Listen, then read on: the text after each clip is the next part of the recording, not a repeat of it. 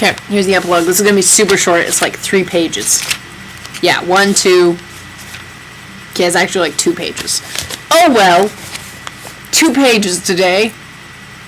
That's all you get. And then tomorrow I'll upload chapter 1 of the Merlin book. Oh my god.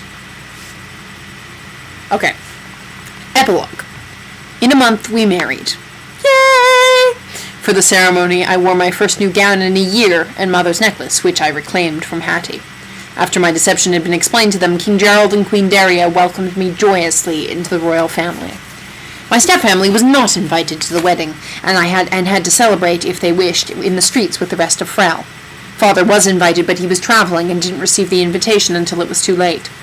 Areda did attend. We renewed our friendship and swore to visit each other often, an oath we've kept faithfully. All the exotic peoples, except ogres, were represented at the ceremony. Slannon gave us a new pottery piece by a Gulin, an elf child embracing a tree. Zataf and Zulf were there, Zulf still a toddler since gnomes grow more slowly than humans. Waxy came and was responsible for keeping our animal guest, Apple, from galloping the length of the palace hall.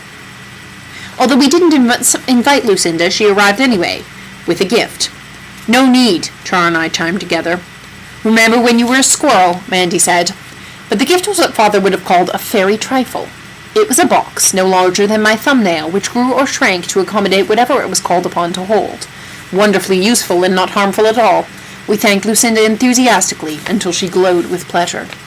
In time, Hattie became reconciled to our marriage and used her connection to us to her best advantage. She never married, but Olive did. A garrulous widower fell in love with her unwavering attention. When she'd demand that he talk to her, he'd tell her about his triumphs, his enemies, his opinions on everything. She wasn't anxious to wed. In exchange for her consent, he paid her 20 KJs every day and served a white cake with every meal. And then the epilogue. Gail Carson Levine manages to squeeze in one more time the stupid name of that stupid coin. I feel like she does that just to make me mad. It's like, for the most part, this is one of my favorite books, like children's books. I love this book so much. It's just the name of those stupid coins makes me super angry. Okay, rant done. Father and Mom Olga continued to love at a distance. After my marriage, he became successful again, trading on the respect commanded by the royal family. Char watched over him and intervened when necessary to save him or his victims from the consequences of his... The hell word is that? Chicanery? Don't know what that word means. Don't know how to pronounce it. There's a word. That's a word. Mandy lived with us as a cook and godmother to our children, and secret performer of small magic to protect us from colds, broken crockery, and the sundry inconveniences of a royal household. Nancy lived at the palace too, and commanded a legion of servants, several of whom were in charge of polishing stair rails for their sliding monarchs. I refused to become a princess, but adopted the title of court linguist and cook's helper. I also refused to stay at home when Char traveled, and learned every language and dialect that came our way. When we left the children behind, my magic book kept us informed of their doings. Decisions were a delight after the curse.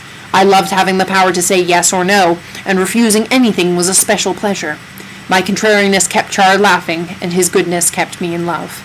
And so, with laughter and love, we lived happily ever after. The end. Okay. That's done with that. That's only like a 4-minute video or something. So yeah, tomorrow we start Merlin. Hurrah! Yay! Bye-bye.